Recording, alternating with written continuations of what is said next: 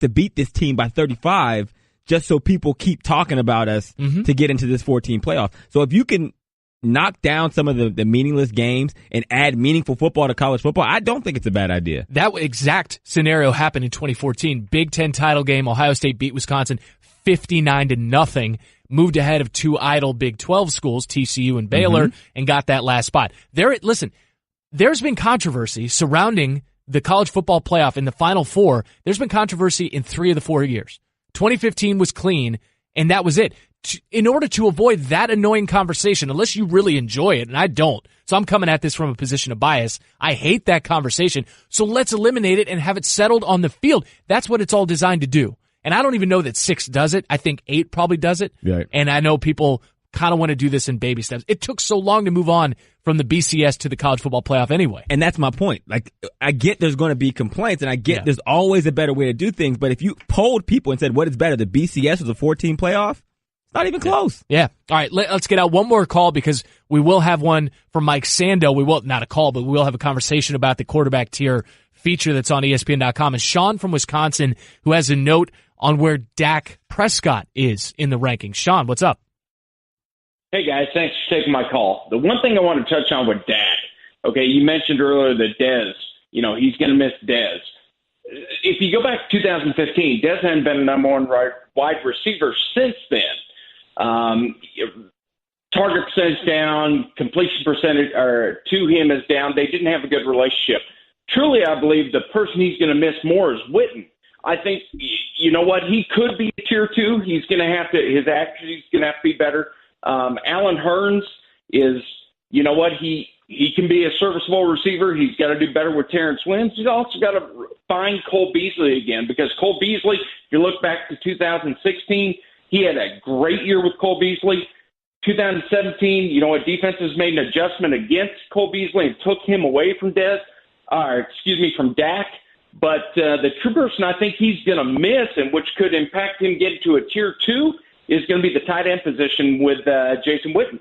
I'll hang up and listen for your response. All right, Sean, I appreciate it, man. No, we did shout out Jason Witten, and not just because he's now working with us and he's on our team, Hawk, but man, well, maybe we were remiss in not bringing up Cole Beasley.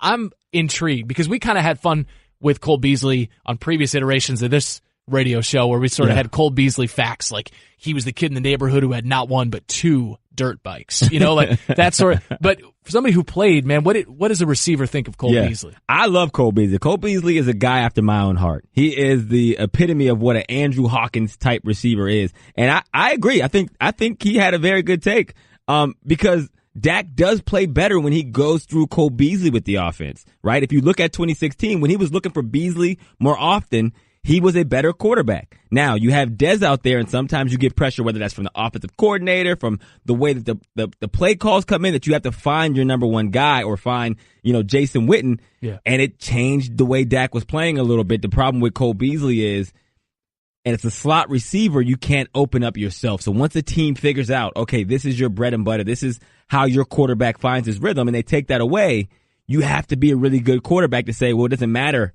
if that's my favorite guy. Yeah. I'm going to the open guy, and I have the ability to throw the open guy open. It's a telling quote from a defensive coordinator who Mike Sando touched on and quoted in his piece, where it says, what you see is, to talk about Dak Prescott, he needs a run game. And the MVP of that team is not Dak Prescott, it's Ezekiel Elliott. So we'll get Mike Sando's take on the other side. The Will Cain Show's listener line is brought to you by Audible. Enjoy summer with Audible audiobooks on the go. Try it free at audible.com. He's the most popular man on the Bristol campus, and it's not Hawk, and it's not me. It's Mike Sando, the man who compiled the 2018 NFL QB tiers. He's with us next. Andrew Hawkins, Randy Scott, The Will Cain Show on ESPN Radio and the ESPN app. No time to let the music breathe, man. We're going to jump right into it. It's Randy Scott, Andrew Hawkins filling in for Will on The Will Cain Show on ESPN Radio and the ESPN app. Reminding you can listen to the show on your smart speaker by asking it to play ESPN Radio, or you can ask for your local ESPN radio station by name. With us here in studio, ESPN NFL writer Mike Sando. I mean, I've been saying it, we've been teasing it for an hour and a half now. The most popular guy on campus. You have been everywhere. The quarterback tiers for 2018, that article, that piece is now live on ESPN.com. So because you've been everywhere, and I like to start it this way, what's the question you are just the most sick of? And we'll stay away from it. Yeah. Well, I think number one is, the easy thing people ask is, what's your biggest surprise? And it actually sort of stumped me because I did the survey, and how are you I'm not really surprised. I've been talking to everybody, but that's not really what people mean technically. I mean, they mean, hey, what stands out? So, I can roll with that. That's a good question. Okay, so we debated Tier 1 and Tier 2 because, Hawk, you like someone from the NFC South, MVP, former MVP in Tier 2, and that was sort of our jumping off point. Right. I like Cam Newton in Tier 2. I like him to start off the Tier 2. I feel like he's one of those guys that his team relies heavily on. If you take Cam Newton out of that equation, you don't have the same Panthers that we think of today. So I feel like he should be higher in the rankings than what he is. I agree with that, but I think the people that don't have him a 1 agree with that too. They acknowledge that offense runs through him. Yep. They can't run it without him. They do have questions about his consistency. And if you look even statistically the last 2 years, I did this study. Like, what were the Panthers at quarterback for the 5 years before he got there and then the 5 years when he first got there? And it's night and day better. Their ranking went from like bottom 5 to top 10 or 11, just quarterback stats. Right. The last 2 years, it's been down in that bottom 10 again. And so I think that's part of it. He didn't sustain the consistency after the Super Bowl. Has he been the same guy since then? And then, let's face it,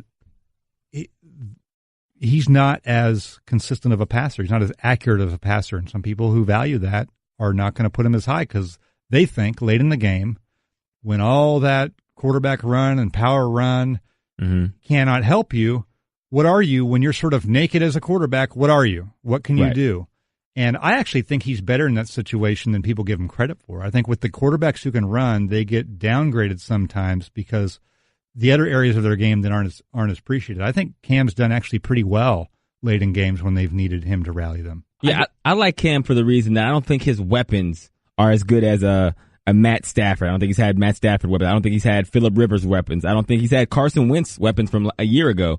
So whenever you have in any given year a quarterback who's deficient of weapons, you're going to get some down years, and that's why the Tier 1 guys. You're not going to have that with Brady. You're not going to have that with Aaron Rodgers, Drew Brees, even Ben Roethlisberger, who has great weapons, but those are guys who have been consistent along that spectrum. And I think Russell Wilson fits into Tier 1. So I think Cam would still be Tier 2, but I do think he should be higher in the rankings. And that's the reason why I think so. Yeah. Now, the other part of that equation, though, besides your weapons and your run game health, is how good are you on defense? And has Cam ever won without a top 5 defense? And you can sort of look at their win. Yes, he's a big part of what they do. But if you were to take where their defense has ranked every year, that's kind of, for the most part, how many games they win. And so he's sustaining them. Could they do it without him? How much is he winning the games for them if that defense isn't there? Because when you don't this is one thing you hear from people in the league. When you don't have the defense, it's hard to play that style of offense on quarterback where you're running with the ball as the quarterback, right? Right.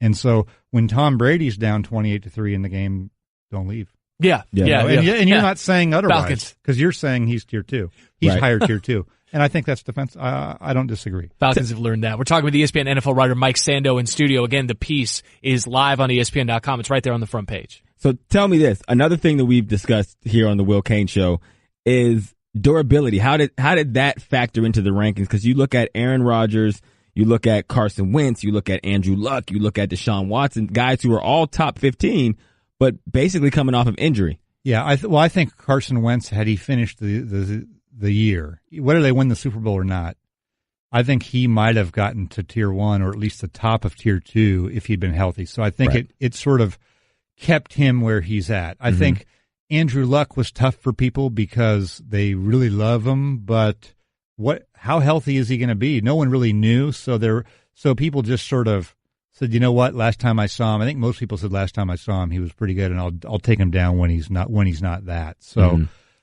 he's 10. What do you do with him? He almost should be off the board in his own column. I don't feel like he should be 25th.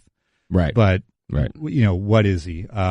Who is your next one? Oh, Deshaun Watson. I think Deshaun Watson.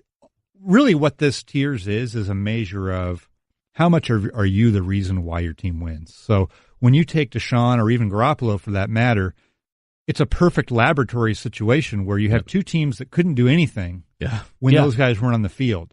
I mean, the Texans were terrible before they played him. They had to switch at halftime of their first game. he goes in, they're totally different. Then he goes out, and they're totally different. Garoppolo, they can't win a game. He goes in. So that's why those guys went up. Deshaun with the injury, I think people felt like, well, he had one before. Mm-hmm. It was a practice injury. So I think there's a little bit of benefit of the doubt on him because he was such a difference maker when he was in there. I don't want to say that quarterbacks in these rankings, especially once you get to tier 3, I don't want to say that they're penalized because there's offensive talent around them, but that is start of where you see some more well-rounded teams. And certainly with Dallas, it seems like, and correct me if I'm wrong, was Zeke Elliott almost held against Dak Prescott? Because there is that quote from an anonymous source for this material that he's not even Dak, is not even the MVP of his team, Zeke is. Yeah, well, no doubt. And I think that worked against Russell Wilson early in his career. You have a number 1 historically great defense in Marshawn Lynch. Mm-hmm. So how much do you have to do? It's not that we don't love you. We don't think you're good. We just don't think your job is as hard as it is in a team that doesn't have that. So we can't anoint you. Okay. So in Dak's case, I think everyone was encouraged by his rookie year. That was good enough to get him into the upper 3rd tier as a rookie.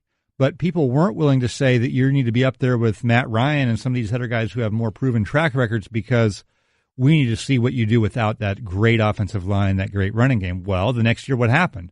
He played some games without those guys, and it was harder for him to do it. So now this year's an opportunity for him if he is better than that.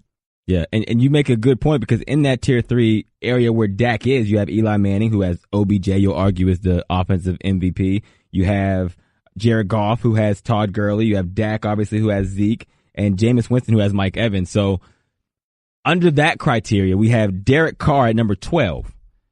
And we talked about it earlier. I think that might be a little bit high, even coming from my buddy Randy, who is a Raiders fan.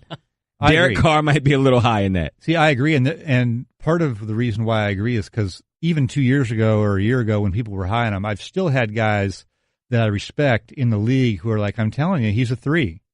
And it has to be right around him because the issues, the concerns people had on him coming out of college, which is he gets a little nervous when the temperature rises, are true. And I think that when you watch what he's done against Kansas City. He had one good game last year when Kansas City's defense was about 33rd in the league. I remember that game. 33rd in the league. But before that, it was a struggle. Those were the types of games you got to win. And so I think he has a lot to prove, but he ends up being higher because everybody loves the arm talent and he's a good athlete. And look, I was at the quarterback camp with Gruden. He broke Gruden's GoPro camera in the nets that he was throwing these balls into. He can throw the ball impressively. I think that's why he's higher than he maybe should be. I got so excited about that. That's ESPN NFL writer Mike Sando in studio. I want to get you out on this because we're up against it, but which of these quarterbacks, pick one that you're most excited to see where he falls at this point next year that you're tracking? I think it's Pat Mahomes, is one of them, and Trubisky to a certain extent, but Patrick Mahomes, for you to get rid of Alex Smith, who's a really good veteran player who's coming off career years. I mean, he has really had tier 2 or higher numbers. Model of consistency, that Alex Smith. Yeah, I mean, that is a big gamble. Yeah. I mean, to give up the known. So they're giving up the known, and it's Andy Reid, and they have weapons on offense. Now their defense, they may need those weapons because they may have to score a lot of points, but that's just a fascinating decision, isn't it? Yeah, it is. I mean, it's really like when San Francisco got rid of Alex Smith to go with Kaepernick. Mm-hmm. At least you had seen Kaepernick for half a year, and he was really exciting. He really was electric. Patrick Mahomes has done one game. That's it. Odd game, didn't throw a touchdown. It was on the road, though. Yeah, I think that's against Denver. That's the number. That's the biggest, to me, chance to be. Is he a 2 or is he still a low 3? Yeah. Well, one of the quotes about Mahomes in the piece was he's a 4, but with an arrow pointing straight up. So we'll see this point next year. Mike Sando, we appreciate it, man. Congrats. I hope this continues to get run. You said the 5th year for the feature. We'll see next year. It's just going to blow up even more. It's ESPN NFL writer Mike Sando in studio. It's the Will Cain Show. Again, reminding you can listen to the show on your smart speaker by asking it to play ESPN Radio, or you can ask for your local ESPN radio station by name. Kevin Love, we'll get to it next. We promise 4 years, $120 million. Is it a panic move by the Cavs? Hawk is a Cavs fan. We'll ask him with Randy Scott. It's next on the Will Cain Show on ESPN Radio and the ESPN app. We spent a good chunk of that break talking with Mike Sando as well about these quarterback tiers. He's not burned out, and he was here first Sports Center of the morning.